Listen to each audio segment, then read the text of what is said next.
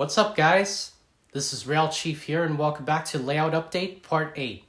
As always, my name is Mike, and we have a great show for you all today.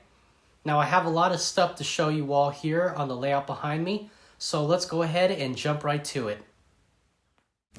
Okay, so let's start off by talking about this familiar accessory, which you guys might have picked up from one of my previous videos here on YouTube. This is, of course, the backhoe construction scene from K-Line, which was made around 2006. So the operation of this accessory is actually pretty simple. So if I could just turn my camera around just for a second, I'll show you guys how simple this action accessory is. So on the other side of the hilltop here, there is a motor mounted inside the hole of the sewer, and it's actually connected to the scooper on the backhoe. And once the accessory is activated, the scooper on the backhoe starts going up and down to give the illusion that it's digging up dirt out of the hole.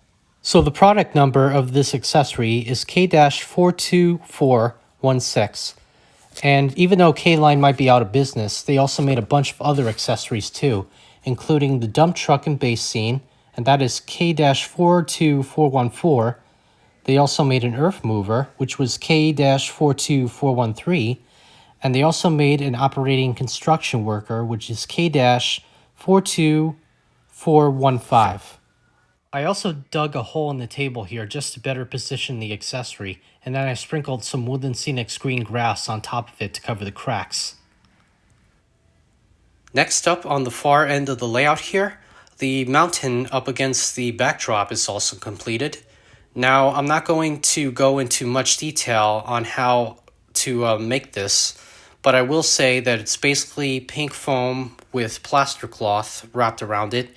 And then I also used the leopard spot technique to paint it by using different tones of light and dark colors of brown.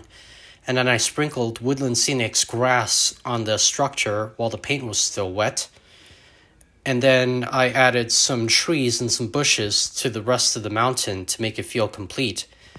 The one thing I just have to do is to add a little piece of styrofoam to the bottom of the mountain here, because I want to make sure that I don't give the illusion that the mountain is floating in midair. They're floating in midair! How do they do that? Now, before we continue on with the rest of the layout update, I just wanted to give you guys a little bit of a heads up when it comes to the river here on the layout. For those of you who remember my water tutorial video, I used Mod Podge for my water effects here on the layout, but I recently found these bubbles popping up here on the river. So if you're planning on to use Mod Podge for your pond or river, make sure to be careful not to add too much of it to your water effects. Now, the left side of the river here still looks to be okay, but the right side of the river is starting to bubble up pretty badly. So I really should have used a little bit less of the Mod Podge for my river. But I do have an idea on how to fix that problem down the road, but you guys will just have to stay tuned to find out what it is. So without further ado, let's go ahead and get back to the show. Now, the next thing that I want to show you guys is this little loop of track underneath the layout here. Now, this little setup is only temporary because I'm still trying to track down some of the Husky sawhorses that you see underneath the table here, because they're still kind of out of stock and I'm not really sure if they're going to be coming out with any more. But like I said in some of my previous videos, there will be another train layout up here in the train room at some point. So this little loop underneath the table here is going to act as my subway system for now. And the power to this little loop here is provided by the Z-750 watt transformer by MTH. Now, in case you guys remember, I used to have an annual dog show on my previous train layout. So I figured this was about the right time to get the dog show all set up again. And as you see, the judge has had a pretty long day at the office considering how dirty she looks. But on the other hand, we have her dog over here who is unveiling the trophy for today's winner. So please let me know in the comments section below which dog here do you think looks the best for the 4th of July. Next up over here, I moved the trailer to the far side of the layout, right behind the dog show here. And the owner's dog is still begging him to give him like a hot dog or a hamburger off the grill here.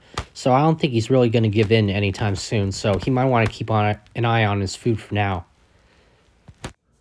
Now next up here on the layout, in case you guys remember from my last layout update, I used to have a pile of foam blocks on the table on this side of the layout, but I decided to take them all down because I still don't have my other train table all set up yet, and it might be a while before I do that. So this part of the this area of the layout is going to act as my display case for my modified Lionel Southern Pacific 8262 Daylight F3 from 1982.